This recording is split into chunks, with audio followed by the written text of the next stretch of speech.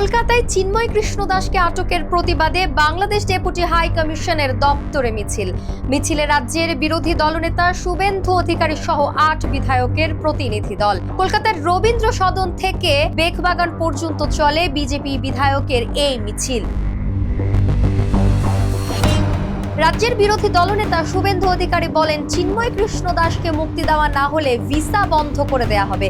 একই সাথে বাংলাদেশগামী ট্রাক আটকানোর ডাক শুভেন্দু অধিকারীর। সোমবার থেকে চেকপোস্টে বিক্ষোভের ডাক দিয়েছেন বিরোধী এই দলনেতা। পাশাপাশি তিনি আরো বলেন, ভারত বাংলাদেশ সুসম্পর্ক নষ্ট করা হচ্ছে।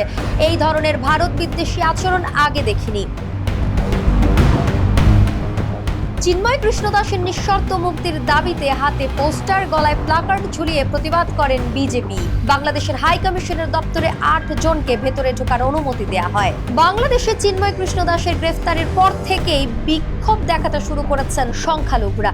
ঘটনার প্রতিবাদে ঢাকা থেকে শুরু করে চট্টগ্রামে পথে নেমেছেন বহু মানুষ। অন্যদিকে বাংলাদেশকে কড়া বার্তা দিয়েছে ভারত। যদিও বাংলাদেশ সরকার জানিয়েছে, কোনো সম্প্রদায়ের নেতা হিসেবে নয়, বরং রাষ্ট্রদ্রোহের অভিযোগে চিন্ময় কৃষ্ণ দাসকে গ্রেফতার করা হয়েছে।